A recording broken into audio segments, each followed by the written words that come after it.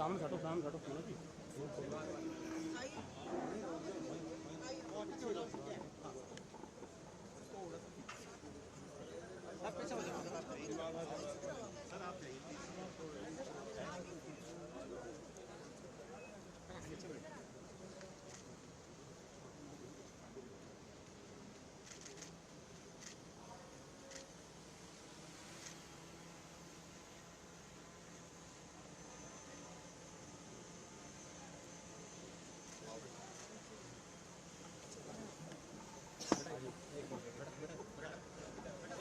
लोग इधर हो जाओ।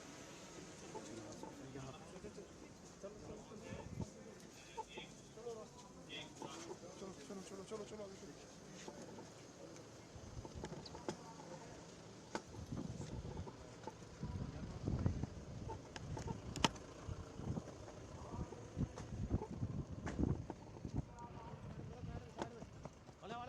आराम से आ रहा है, गिर जाएगा भाई, गिर जाएगा। इधर साइड में आ जाओ, एक साइड आ जाओ।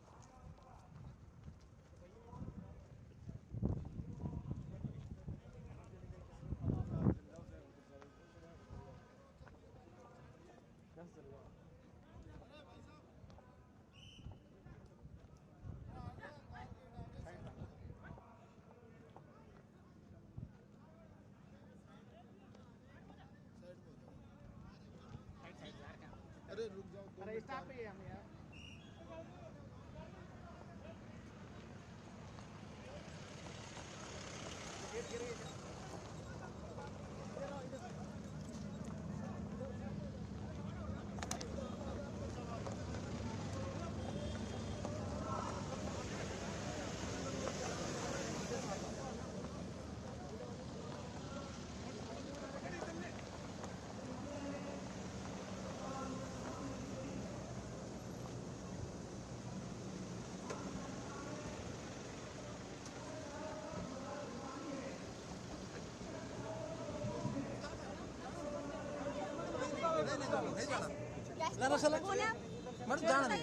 मंच पे जाओगे तो मंच पे ना होगा। अरे हटा, इधर से नहीं, अरे हट रे यार, अरे छोड़ दे, अरे छोड़ दे मेरा भाई। अरे क्या है मैडम, क्या है, क्या हो रहा है? अरे डीपीआर से मैं साथ सीएम साहब कह रहा हूं, बताओ डीपीआर तुम खेलते रहो यार। कोई बात नहीं, आप आगे जाइए, आप ऐसे मैम को डीपीआर सुन लेना यार, सबको बताना पड़ेगा यार।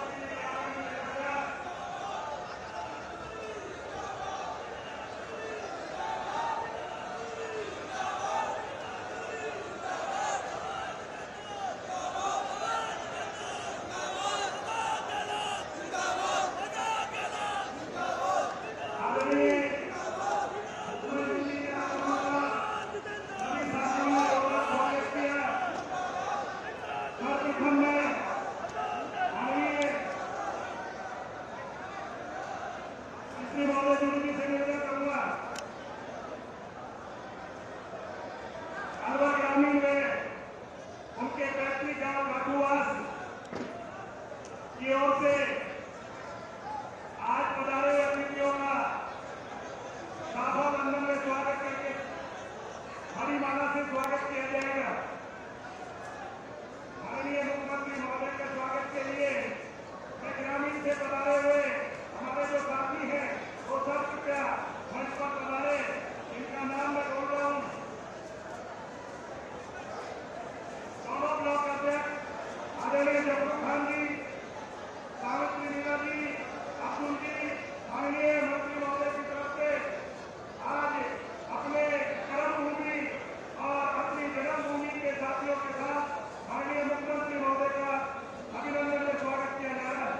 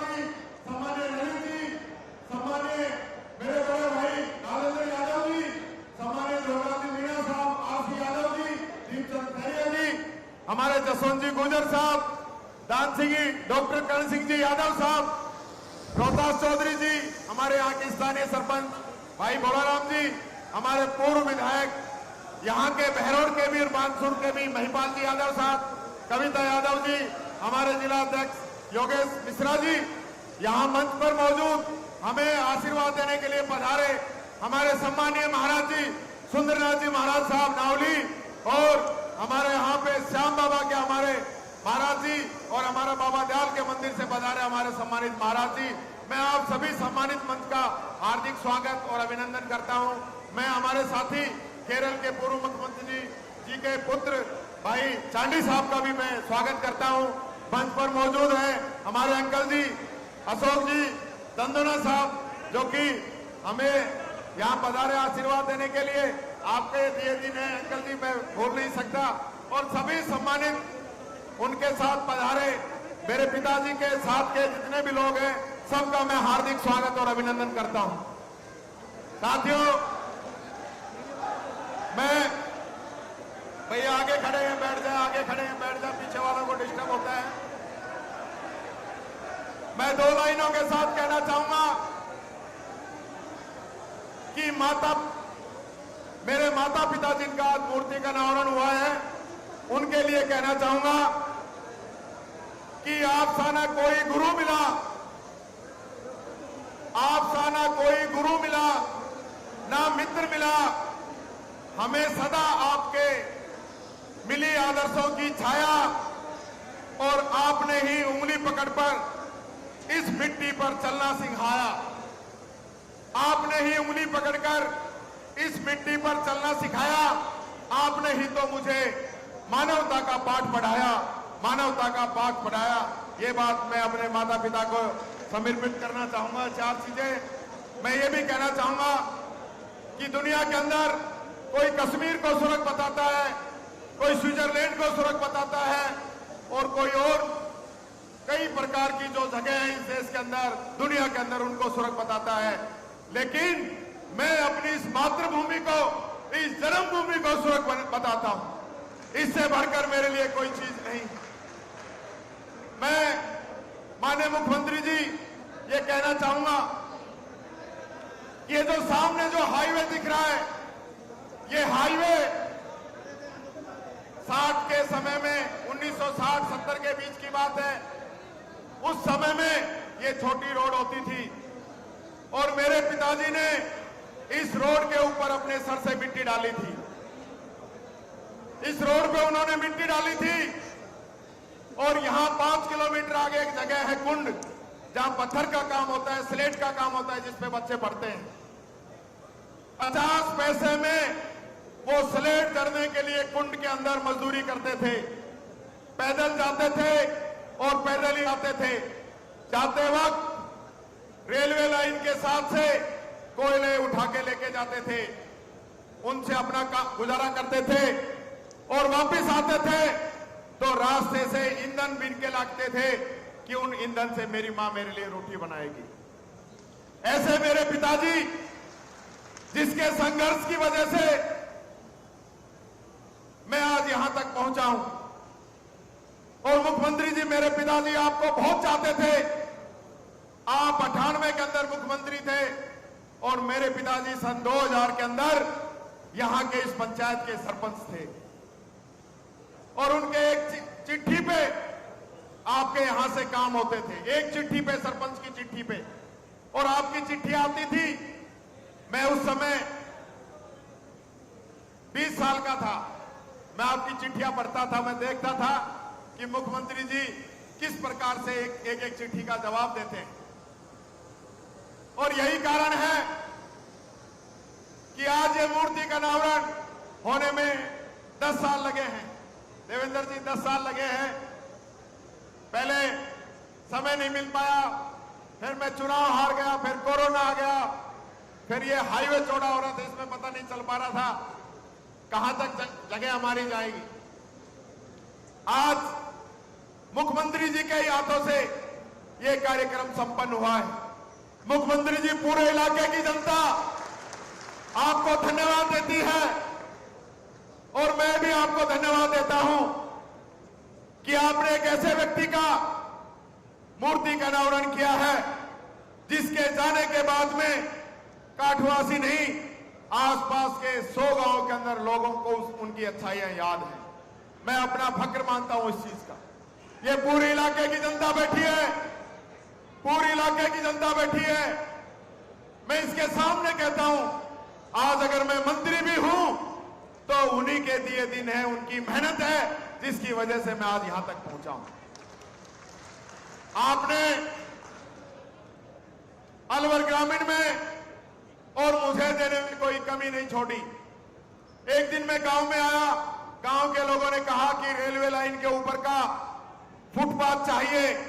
मैंने आपसे कहा, आपने अगले दिन सैंक्शन निकाल दी, 2 करोड़ रुपए मंजूर कर दिए। एस्टीमेट बना, रेलवे ने कहा कि 6 करोड़ लगेंगे, आपने 6 करोड़ रुपए भी मंजूर कर दिए यहां के फुट ओवर ब्रिज के। लेकिन रेलवे और विभाग की खींचातानी में वो काम अटका हुआ है। एक तो वो निवेदन करना चाहूंगा, एक निवेदन ये करना चाहूंगा, इंडस्ट्रियल एरिया है ये पूरा, यहां के लोग बिजनेस भी करते हैं। आपने सब जगह इंडस्ट्रियल एरिया दिए हैं, या कंटेनर डिपो हमारी कांग्रेस की सरकार ने दिया है, या रेलवे लाइन है, या हाईवे है।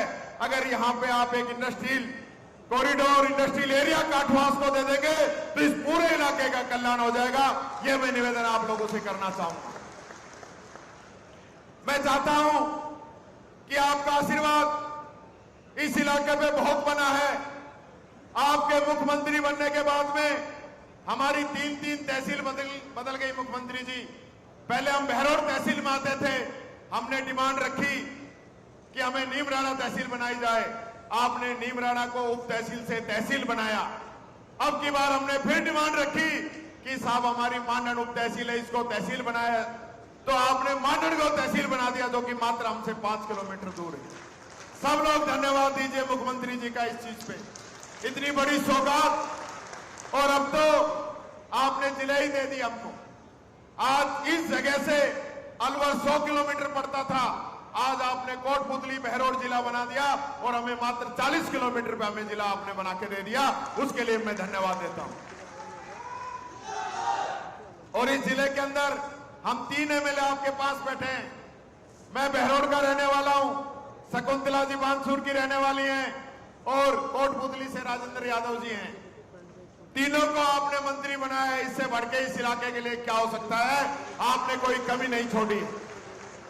मैं माननीय मुख्यमंत्री जी यही निवेदन करना चाहूंगा और मैं कोशिश करूंगा कि मेरे पिताजी ने जो मुझे एक इस लायक बनाया कि मैं यहां तक पहुंचा, और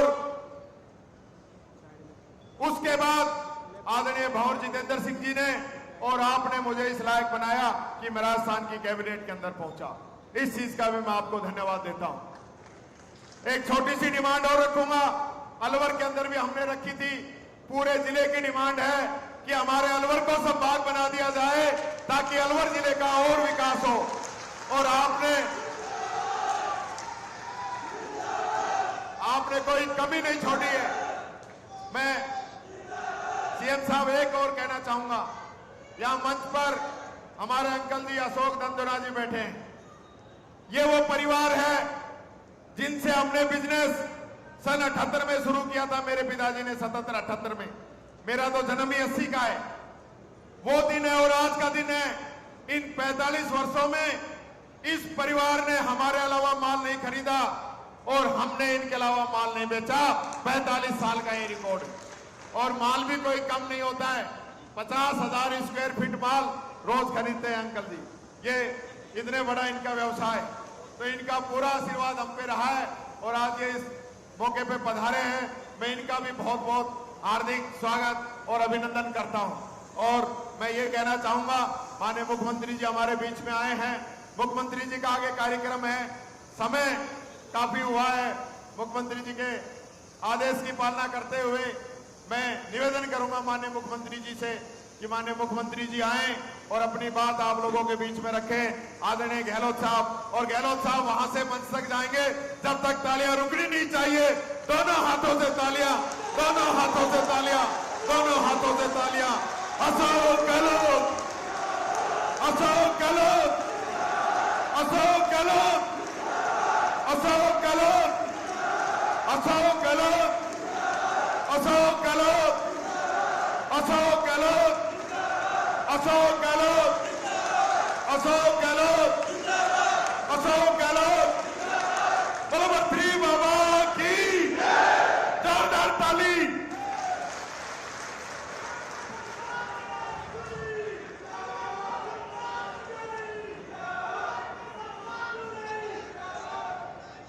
हमारे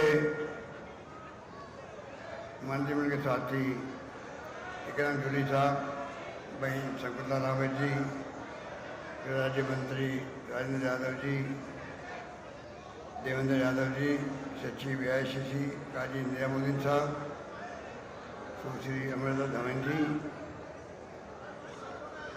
आदरणीय दीपचंद केरिया जी, doctor Karan Singh ji, doctor RC Yadav ji, जोईलाल Meena साहब, प्रशांत बहरवाल जी, कृष्णकुमारी गंगावत जी, जुबेर खान साहब, विश्राम जी, रोहिता चौधरी जी, विमला योगी जी, अनिता यादव जी, प्रमुख साहब, ललित यादव जी, अनिता यादव जी, पप्पू सैनी जी, हिम्मत पटेल हमारे साथी गुजरात के, रावदान सिंह जी, यहाँ पर तमाम हमारे जनप्रतिनिधिगण, यहाँ के नेता बैठे हुए हैं, श्रवण सिंह जी पूर्व प्रधान, कांति मीणा जी विधायक, बलवीर सिंह जी चिल्लर, योगेश मिश्रा जी, महिपाल यादव जी, हमारे साथी रहे पूर्व विधायक हैं कविता जी, और तमाम उपस्थित बुजुर्गों, भाई और बहनों, नौजवान साथियों, मुझे आज यहाँ आने का सौभाग्य मिला। लेखराम जोली जी के पिताजी लेखराम जी ठेकेदार साहब और माता विमला देवी जी की मूर्ति का अनावरण हुआ। आप सबका यहाँ पधारना मूर्ति अनावरण के वक्त के अंदर इस बात का प्रतीक है। आप सबका प्यार, आपका आशीर्वाद लेखराम जोली के साथ वही है।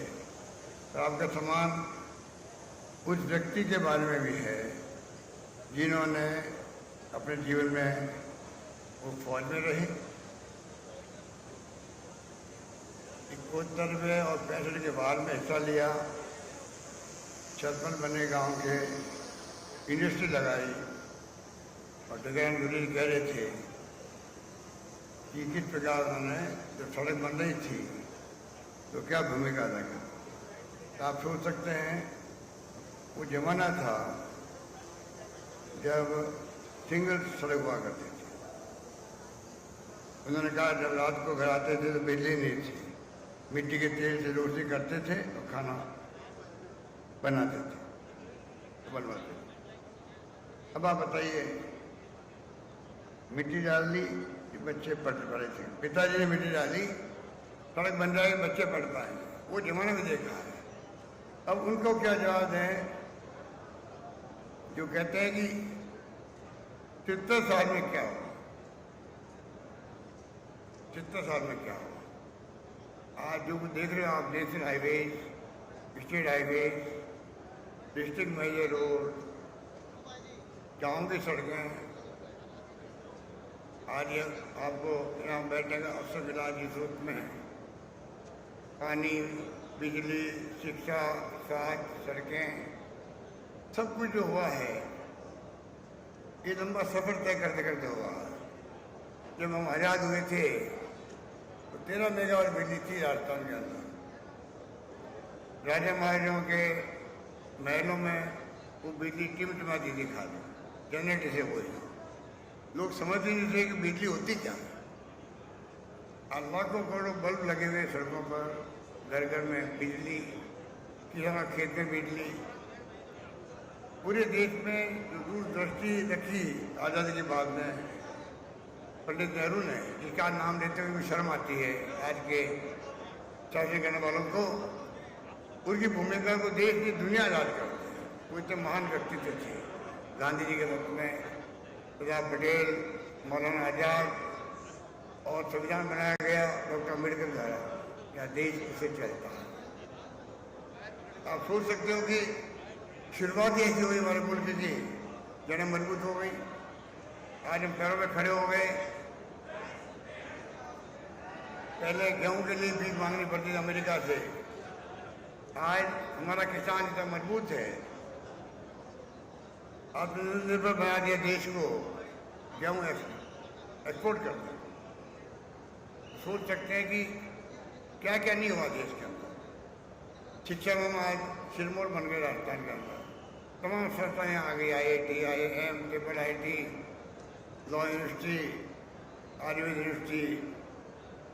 6 विश्वविद्यालय थे जब मैं पहली बार आपका आशीर्वाद मुख्यमंत्री बना, राजस्थान में 6 थे। आज 96 विश्वविद्यालय राजस्थान के अंदर, 96 विश्वविद्यालय। पिछली बार सरकार ने 70 साल में कॉलेज खोले राजस्थान में 250, और हमने 4-4.5 साल में खोल दिए 310 कॉलेज खोल दिए, 310 कॉलेज। जो मांगा मुझसे, हमारे कई एमएलए साहब बैठे हैं, ये जानता है, मैंने कहा आप मांगते मांग थक जाओगे, मैं देते देते नहीं थकूंगा। और मैंने करके दिखाया, जो मांगा उप तहसील, तहसील, ADO ऑफिस, नगर पालिका, सब सेंटर, PHC, CSC, कोई मना ही नहीं किया। Primary school, middle school, senior secondary school, college, विश्वविद्यालय तक खुल गए। तो आज सब क्षेत्रों में जो काम हुआ है, पूरी चर्चा आज क्या है, मुझे कहते घर है आप सबको। आज राजस्थान आर्थिक दृष्टि से भी हम इस दृष्टि में लेके कैसे आए हैं, इतना शानदार वित्तीय प्रबंधन हमने किया है, उसके कारण से आज देश के अंदर राजस्थान, आपको यहाँ खुशी होगी, उत्तर भारत के राज्यों में राजस्थान आर्थिक विकास दर में नंबर 1 है, नंबर 1 पे है। देश के अंदर बड़े बड़े राज्य हैं, नंबर 2 है। नंबर 1 आंध्र प्रदेश, जहाँ की GDP 11.4% है, हमारी 11.04%। आप सोच सकते हो, देश में 8 बड़े राज्यों में हम 2 नंबर पर भी हैं, हम चाहेंगे 1 नंबर पे आए हैं। IT में हम 1 नंबर पर हैं। और तो और पशुपालक जो दूध देते हैं, अब खुशी होगी, 5 रुपये मैंने उनको दे दिया बोनस, पहले 2 रुपये दिया, पिछली गवर्नमेंट बंद कर दिया था। पिछली गवर्नमेंट हमारी कई स्कीमों बंद किया था, रिफाइनरी बंद कर दी, बहुत नुकसान होता सरकार बदलने से। आज दूध के उत्पादन पहले यूपी नंबर 1 था, अब राजस्थान नंबर 1 है देश के अंदर दूध के उत्पादन। इस प्रकार से बहुत लंबी जोड़ी बातें हैं।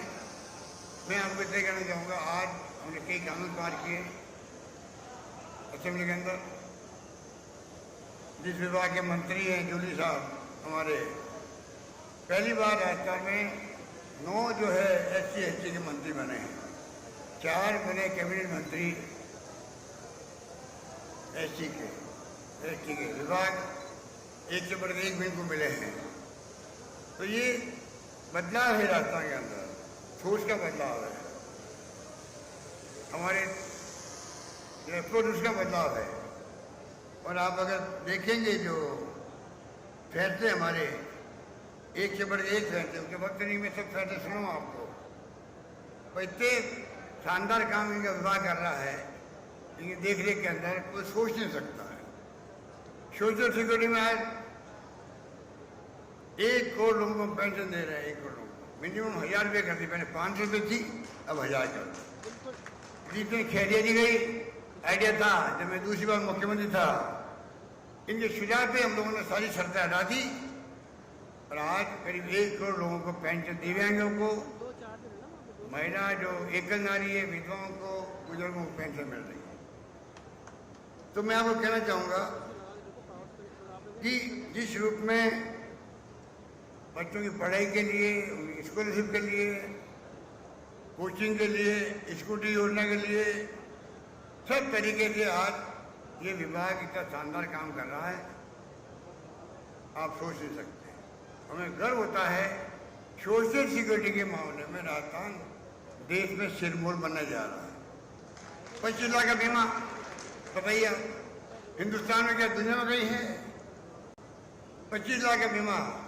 आज हार्ट की प्रॉब्लम, किडनी की प्रॉब्लम, घुटने बता रहे हैं लोग, कोई सोच नहीं सकता। 1 रुपया खर्च नहीं होता उसका। मैंने ऑपरेशन करवाया, मेरा कोविड में मैंने बहुत मेहनत करी, 3 बार कोविड मुझे हो गया। कोविड वालों को बाद में किसी हार्ट की प्रॉब्लम होती है, किसी किडनी की होती है, कोई थकावट आ जाती है उसको, किसी आंखें खराब हो रही है, लोग समझ नहीं पा रहे हैं। कई लोग मर जाते हैं, यंग लड़के भी जाते हैं, पोस्ट कोविड मर रहे हैं वो लोग।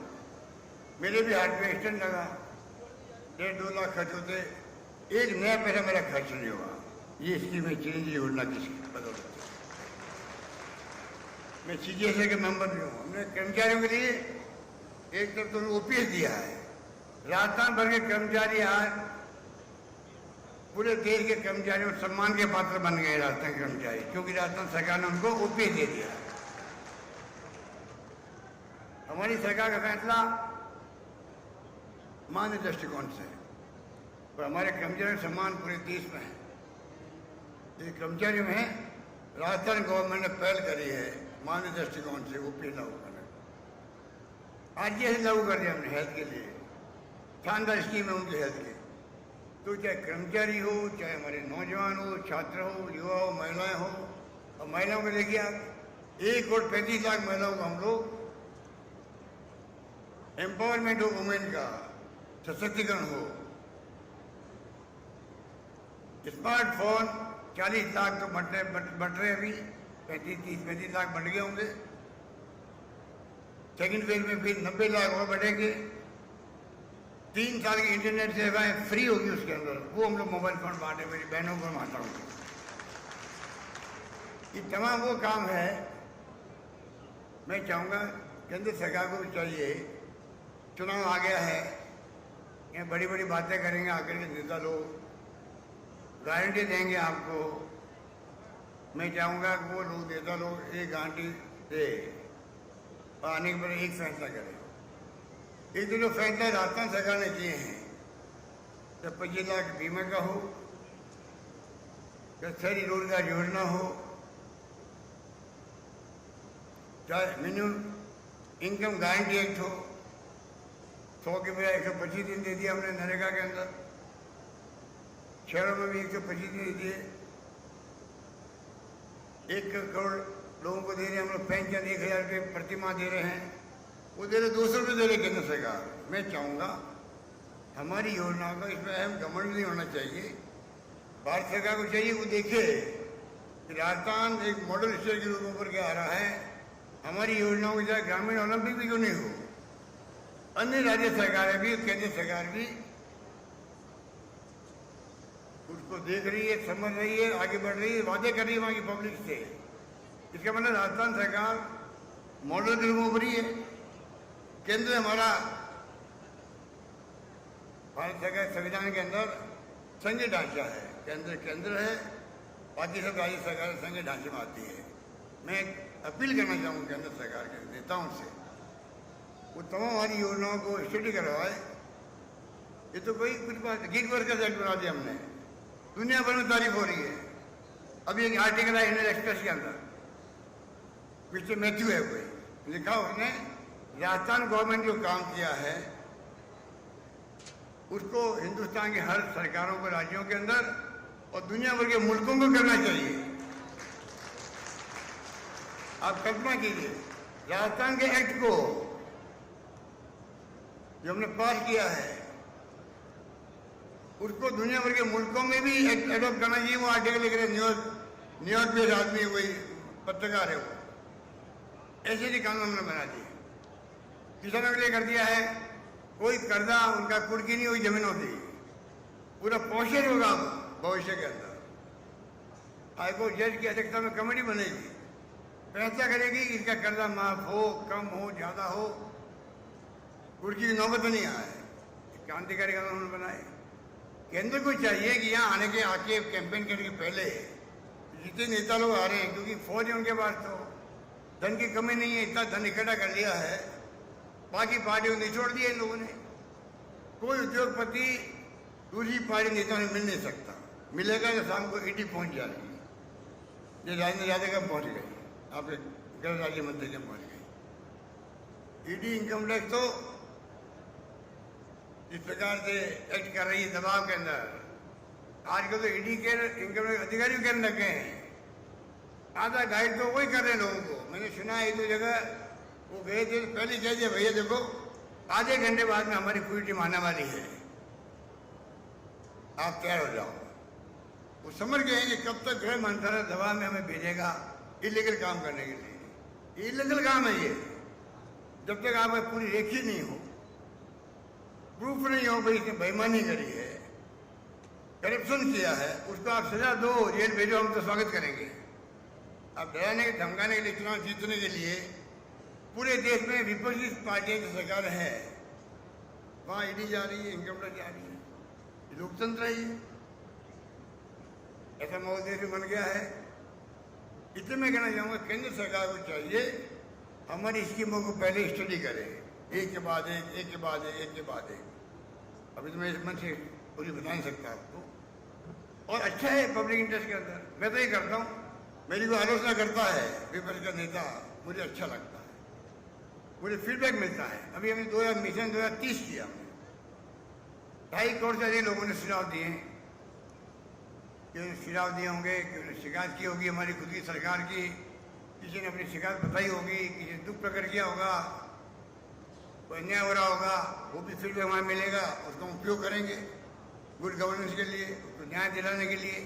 दिक्कत क्या है, कोई आलोचना करे तथ्यों के आधार पर सुझाव दे, आप ले लीजिए सुझाव, लोकतंत्र है, स्वीकार कर लीजिए अच्छे सुझाव है। तो कोई आपकी आलोचना कर रहा है, सीखिए उससे, आप आगे बढ़िए, हल कर लीजिए समस्या।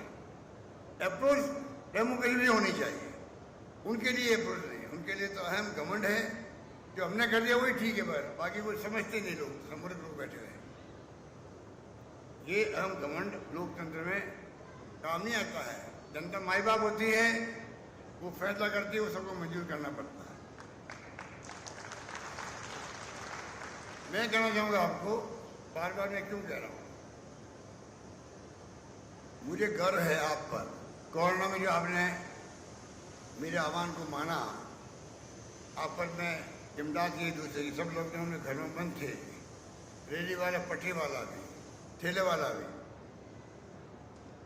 सबको मैंने कहा कोई भूखा नहीं सोना चाहिए। मुझे कहते गर्व है, हमारी सरकार ने शानदार काम किया कोविड में, हमारी सरकार ने किसी को भूखा नहीं सोने दिया, पूरी पब्लिक के साथ निभाया, धर्मगुरुओं ने भी, संस्थाओं ने, एनजीओ ने, एक्टिविस्ट ने, पॉलिटिकल पार्टी कार्यकर्ताओं ने, हमने सबको कहा, हर पार्टी के लोगों को आह्वान किया, सब मिलके काम करो, क्योंकि पता नहीं उसकी जिंदगी का क्या होगा, इतना भय था उस वक्त में। शानदार हमने प्रबंधन किया। तो मैं ये कहना चाहूँगा, उसके बाद में हम 2030 मिशन की बात करें, इसलिए ये डॉक्यूमेंट तैयार होगा सरकार का, ये सरकार का फैसला है। ये जल्दी डॉक्यूमेंट तैयार होगा, आने वाले पीढ़ियों तक काम आएगा। ये बेस बना है राजस्थान का, 2030 तक में राजस्थान कहाँ पहुँचे, शिक्षा में, स्वास्थ्य में और अधिक उन्नति करें हम लोग, सड़कों में, पानी में, बिजली में, सोशल सिक्योरिटी के अंदर। मैं बार बार पार्षद को कहता हूँ, आप देश में सोशल सिक्योरिटी लागू करो, हर परिवार को जितनी नीड है उसको उतना पैसा उसको मिलना चाहिए घर बैठे हुए। ऐसे परिवार है, आपको हम सोच नहीं सकते, खाना खिलाने पड़ते हैं। दुनिया भर के मुल्कों में सोशल सिक्योरिटी है, दुनिया भर के मुल्क, उनको वीकली पैसा मिलता है। वक्त आ गया कि हम जब बढ़ रहे हैं, विश्व गुरु बनने की बात करते हैं, तो विश्व गुरु तो बनोगे ना। हमारे यहाँ भूखमरी नहीं रहेगी, कुपोषण नहीं रहेगा, शांति सद्भाव रहेगा, हैप्पीनेस इंडेक्स बढ़ेगा, खुश रहने का माहौल बनेगा, पर कैपिटल इनकम बढ़ेगी, तब तो रहोगे ना, तब विश्व गुरु बनोगे। तो मैं कहना चाहूँगा, तमाम बातें जो है, एक तो ये नेता आए, यहाँ पे कोई दिक्कत नहीं है, परंतु उपराष्ट्रपति को नहीं भेजे। उपराष्ट्रपति संवैधानिक पद होता है, हम सब सम्मान करते हैं उपराष्ट्रपति का, राष्ट्रपति का। अब कल उपराष्ट्रपति जो आए, 5 जिले के दौरे की एक साथ पे, क्या चुके भाई, ये चुनाव का माहौल है। पहले कोई जमाना था राष्ट्रपति उपराष्ट्रपति गवर्नर साहब भी, ये कोई आते थे राज्यों में तो पहले पूछते थे मुख्यमंत्री को हम आए या नहीं आए, ये प्रोग्राम किस स्तर का है, ये प्रोग्राम किस स्तर का है, राष्ट्रपति के उपराष्ट्रपति के गवर्नर के स्तर का है क्या। आज बताइए, वो सब सिस्टम खत्म कर दिए, सिस्टम खत्म कर दिए। आ रहे हैं, हम तो सम्मान करते हैं उनका भी। उपराष्ट्रपति बने थे शेखावत साहब, कोई मैंने सम्मान किया, मुख्यमंत्री बात मैं मुख्यमंत्री था उस वक्त में, उनकी पार्टी ने नहीं किया, मैंने किया। वो जिंदगी भर नहीं बोल सकती थी। धनखड़ साहब बने, हमने सम्मान किया निवास पर, सीएम निवास पर। हम आगे वो राष्ट्रपति बन जाए, हमारे दुआ उनके साथ में है। अगर राजस्थान में उपराष्ट्रपति बना भैरव शेखावत पहली बार, हमें गर्व हुआ। आजादी के बाद पहला उपराष्ट्रपति भैरव शेखावत बने राजस्थान के अंदर। प्रतिभा पाटिल जी बाद में बनी थी राष्ट्रपति गवर्नर के रूप में, हमें गर्व हुआ। धनखड़ साहब बन गए, हमें खुशी हुई। आगे राष्ट्रपति बने, हम स्वागत करेंगे। पर चुनाव चल रहे हैं, इसमें आप आएंगे तो मैसेज कई तरह के जाएंगे, वो लोकतंत्र के लिए अच्छी बात नहीं। अब मैं कहना चाहूँगा आपको गारंटी की बात, हमने इतने फैसले कर दिए हैं, ओपीए लागू कर दिया है, आजीएसएल लागू कर दिया है, 25 लाख का बीमा कर दिया है, शहरी रोजगार योजना बना दी है और कई एक्ट बना दिए हम लोगों ने। महंगे इलाज शिविरों में 10 गारंटी दे दी हम लोगों ने। मेरा अनुभव बहुत खतरनाक है। पिछली बार सरकार बदली थी हमारी, तो क्या वो मालूम आपको, रिफाइनरी बन रही है वहाँ पचपजा में, बाड़मेर के अंदर, सबके काम आएगी, राजस्थान भर के नौजवान काम आएगी। पेट्रोकेमिकल कॉम्प्लेक्स बन रहा है, जिसके आधार पर 1000 तरह की इकाई लगेगी प्लास्टिक आधारित, बंद कर दी। और 38 करोड़ की योजना थी और तो 1000 करोड़ में पूरी होगी। अब बताइए क्या नुकसान होगा। मेट्रो बन गई जयपुर के अंदर जो बन रही थी। और तो ये धार्मिक बनते हैं, बद्रीनाथ केदारनाथ में जो लोग बह रहे थे पानी के अंदर, उनके बच्चों को मैंने नौकरी देने का तय किया। नौकरी लग गई 15-20 लोगों को, नियम बना दिए। सरकार बदली, वो स्कीम बंद कर दी, जिनकी नौकरी लगी थी निकाल दिया वापस उनको। ऐसे कई उदाहरण हैं। सरकार बदलने के नुकसान भी है, लंबी लिस्ट मेरे पास, अभी वक्त नहीं मैं आपको बताऊं। तो मैं कहना चाहूँगा आपको, उनकी सकारात्मक सोच है ही नहीं, नकारात्मक सोच। हम क्या कर रहे हैं, ERCP क्या आपके जिले में आ रही है, अलवर में भी, जयपुर में भी, अजमेर में भी, भरतपुर, धौलपुर, करौली, माधोपुर, टोंक, हड़ौदी के अंदर हमने बंदने की स्कीम थी, वसुंधरा की स्कीम है ये। राज्य परियोजना घोषित करने का वादा किया प्रधानमंत्री जी ने, पानी वाले मंत्री राजस्थान के। एक राष्ट्रीय परियोजना 16 चल रही देश के अंदर, एक राजस्थान की परियोजना जहाँ अकाल सूखे पड़ते रहते थे हमेशा, पीने का पानी उनको दुखी है, सिंचाई के लिए साधन नहीं है, ये योजना घोषित नहीं हो सकती है। जिद कर रखी है, नहीं करेंगे घोषित, हमने जिद कर रखी है, हम बना के रहेंगे इसको, जिद कर रखी। पहले हमने 8-9 हज़ार करोड़ मंजूर किए थे मेरे ख्याल से, अब हमने 14,000 करोड़ कर दिए।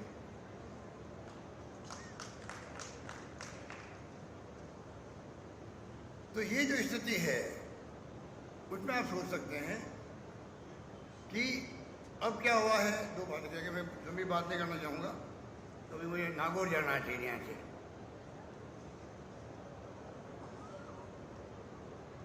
आजकल एक बात तो मैंने कहा, उनको हमारी स्टडी करे ईमानदारी के साथ में। अच्छी लगे तो आप एडोप्ट कर लो, अच्छी नहीं लगे तो आप हमें लिख के भेज दो कि आपकी योजना ठीक नहीं है। वो 5 लाख का बीमा देते हैं भारत सरकार, और 30% लोगों को मुश्किल ही देते हैं। आम लोग समझ नहीं पाते इन बातों को। देश भर के अंदर सोशियो इकोनॉमिक सर्वे हुआ था, उन तक सीमित है उनका। हम देते पूरे प्रदेशवासियों को, गरीब अमीर कोई हो, 25 लाख बीमा सबके लिए है। इतना बड़ा फर्क है। क्या योजना उनको लागू नहीं करनी है पूरे देश के अंदर? दूसरी बात मैं कहना चाहूंगा उनको कि गारंटी देने लगे आज के नेता लोग। आप गारंटी दो, पहली गारंटी होनी चाहिए अगर हमारी सरकार बनेगी बीजेपी की तो 25 लाख का बीमा हो, ओपीएस हो, श्रम रोजगार हो, जितनी योजना हमने बनाई है वो वादा करे हम कोई योजना को बंद नहीं करेंगे। वादा ही करें तब जाके वो अपनी बात कहना शुरू करे। जनता वादा पहले ही करे। बढ़ गया ये तो कल ओपीएस बंद कर देंगे। ओपीएस के खिलाफ है लोग तो कहने को बहुत सारी बातें हैं। अब लास्ट बात यह है क्योंकि देखिए इन्होंने जो है नई स्टाइल कर ली है देश के अंदर और वो है मैंने कहा धन इकट्ठा हो रहा है इनके बाद में अथा इनका ऑफिस हम तो 70,000 ऑफिस नहीं बना पाए हैं देश के अंदर जिलों के अंदर और प्रदेश के अब जाके ऑफिस हमारा अभी खड़गे साहब आए थे राहुल जी मुझे सुनाना सुबह पहली बार 70 साल में कई छुट के आपकी अलवर में जूली साहब ने बंवर साहब ने जितन जी ने बनाया ऑफिस मिलकर के जुबे साहब बैठे हैं सबने मैंने सुना है कि पैसा इकट्ठा किया अलवर जिले के लिए ऑफिस बन रहा है बन गया है। बहुत कम जगह बने। इन्होंने क्या किया इतना पैसा इकट्ठा कर रखा है पूरे देश के अंदर जिलों के अंदर शानदार जमीनें शानदार भवन और एफडीआर ऊपर से करोड़ों की लूट रहे देश को ही लूट रहे हैं। बॉन्ड आपका एक नई चीज लेके आगे बॉन्ड गुप्त बॉन्ड है वो ये दो किसी को नहीं मालूम पड़ेगा किसको दिया आपने और कौन दे रहा है मालूम नहीं पड़ेगा। सुप्रीम कोर्ट में केस चल रहा है। अब सुप्रीम कोर्ट में केस डिले हो रहा है क्यों हो रहा है? ऐसे केस को प्रायोरिटी मानना चाहिए।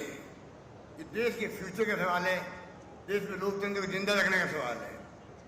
अगर आप इक्वल फुटिंग में नहीं लड़ोगे एक तरफ तो इलेक्शन कोड ऑफ कंडक्ट लागू करता है कि पक्ष विपक्ष सबका एक समान धरातल होना चाहिए लड़ने का सुविधाएं समान होनी चाहिए। सरकार को सुविधा देनी वो बंद कर दीजिए।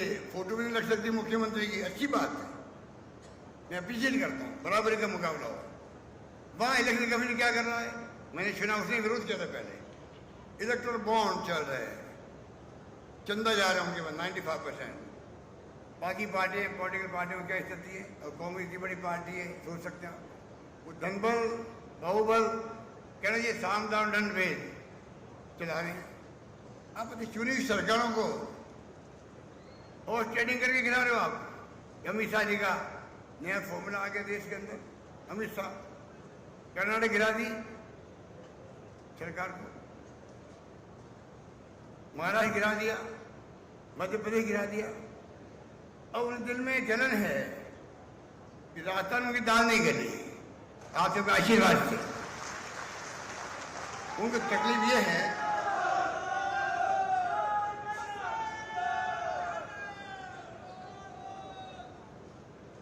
उनको तकलीफ ये है उनकी दाल या घड़ी नहीं खूब कोशिश कर ली खूब सब जगह पर आप बताइए कोई कल्पना नहीं कर सकता 10 करोड़ 20 करोड़ 30 करोड़ 35 करोड़ रुपए वो सोच सकता क्या? सुनते ही मन में आता है विश्वास भी नहीं होता है क्या हो रहा है। आप हॉर्स ट्रेडिंग करोगे खरीद फरोख्त करके सरकार गिराओगे लोकतंत्र कहाँ रहेगा? चुनाव की युद्धि क्या है या नहीं गिरा पाए बदला लेने के लिए तमाम लोगों ने अटैक करेगा राजस्थान के ऊपर। A to Z के नेता आ रहे हैं राजस्थान के अंदर एक के बाद एक 5-6 मुख्यमंत्री आ गए हैं। प्रधानमंत्री खैर 8-9 बार आएंगे 7 बार के अंदर। हर मंत्री रक्षा मंत्री गृह मंत्री मंत्रियों की भीड़ है वहां पर कोई दिक्कत नहीं है। उनके एमपी आके बैठ गए मुकाबला उनसे हमें करना है बिना आशीर्वाद के।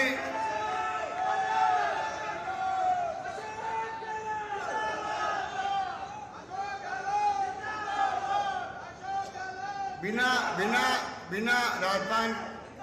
राजस्थान वासियों के आशीर्वाद के ये मुकाबला संभव नहीं होगा। मुझे कहने में संकोच नहीं है कि जो ये तरीका अपना रहे राजनीति का, धावा बोल रहे हैं, झूठे आंकड़े पेश कर रहे हैं, इससे गवर्नमेंट बदनाम कर रहे हैं झूठा, इनका मुकाबला करने के लिए मुझे आम जनता का सहयोग चाहिए। अगर उनको लगता है, मैंने उनके गांव में काम किया है, अगर उनको लगता है, मैं दावा कर सकता हूँ आपको, 100 यूनिट बिजली मैंने फ्री के मान ली। किसके लिए करी? सबके लिए फ्री है। 100 यूनिट वाला है उसके लिए 0 बिल आ रहा है, 200 वाला है 100 यूनिट कम हो रही है उसके, 500 वाला है 100 यूनिट उसके भी कम हो रही है। सबको ही 100 यूनिट कम कर दी हम लोगों ने। इसका मतलब क्या हुआ? 2000 यूनिट कर दी, किसानों की फ्री कर दी।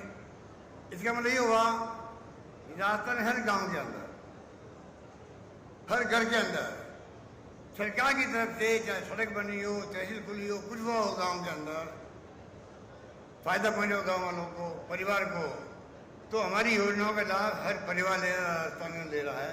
ऐसा देश के अंदर कहीं पे भी नहीं हुआ जो राजस्थान में करके दिखाया। इसलिए मैं कहना चाहूँगा, ये जो जिस प्रकार से तमाशे करेंगे, रोड शो करेंगे और जिस प्रकार का कैंपेन करेंगे टारगेट बना करके, क्योंकि सरकार गिरा नहीं पाए, ये डर तो उनको जिंदगी भर रहेगा। मैं कह सकता हूँ आपको जिंदगी भर रहेगा।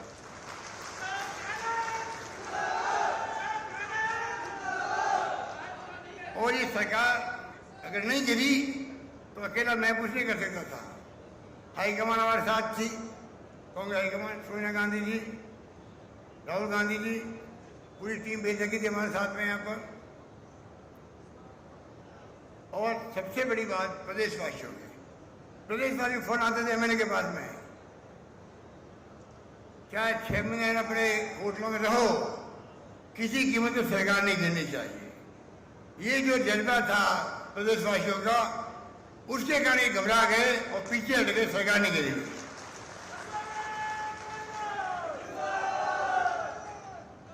इसलिए मैं कहना चाहूंगा, अब देखिए अग्निवीर लेके आ गए, डरा दिया लोगों को। अग्निवीर में कोई सड़कों में आ गए, मुकदमा दर्ज हो गए, नौकरी नहीं लगेगी।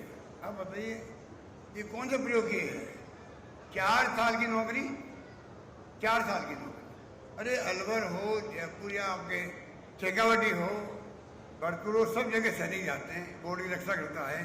हमें गर्व है उन परिवारों पर, सैनिकों पर। अब 18 साल के बच्चों को आप कह रहे हो अग्निवीर बनाएंगे, 22 साल में तो घर जाके बैठता, 22 साल में वो क्या करेगा? कोई कंसेप्ट क्लियर नहीं है। 25 में लोगों को नौकरी देंगे, कौन सी नौकरी देंगे, किसको देंगे, क्या पार्टी होगी? ये ऐसी ही बातें कर रहे हैं। जनता सवाल पूछेगी इनसे, आप पीआईसी में क्यों नहीं राशि योजना घोषित कर रहे हो? जवाब इनके पास है।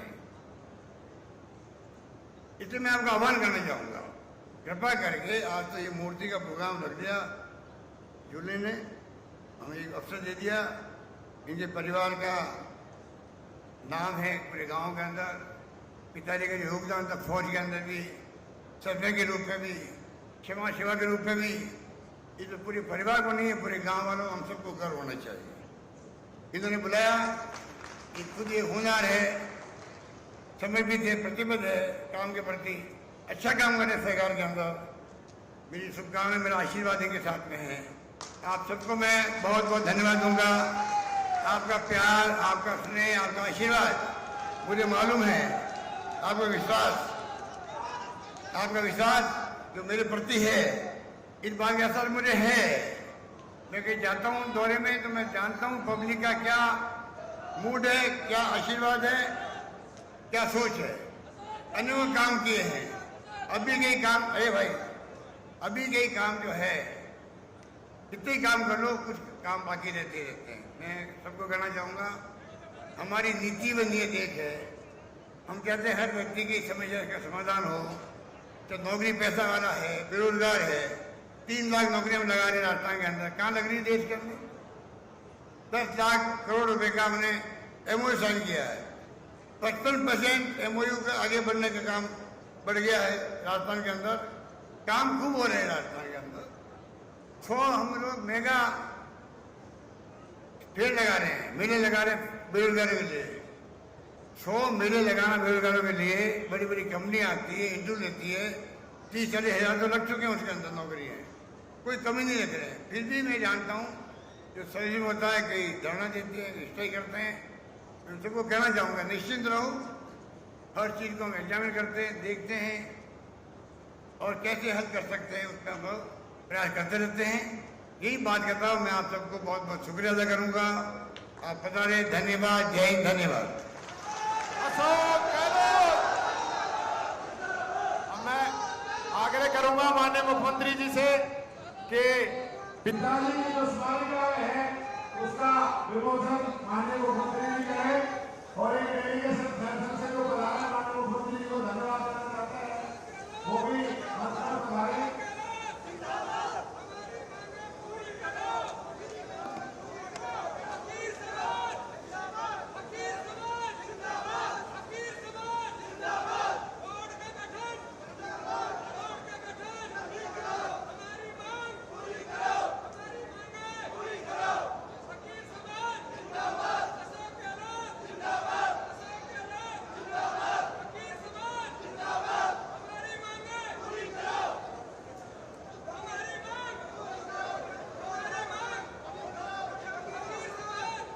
अंग्रेज समाज का डेलीगेशन है और इसके बाद माननीय मुख्यमंत्री जी स्कूली वितरण का कार्यक्रम करेंगे और आप सब लोग जितने लोग पधारे हैं, आप सब लोगों की भोजन की व्यवस्था है, आप सब लोग भोजन करके जाएंगे और एक माफी भी चाहूंगा, जल्दबाजी में कार्यक्रम हुआ है, एक दिन का समय मिला है, किसी को सूचना नहीं और किसी का मान सम्मान नहीं करना, उसके लिए माफी चाहता हूँ आप सब लोगों से। बहुत बहुत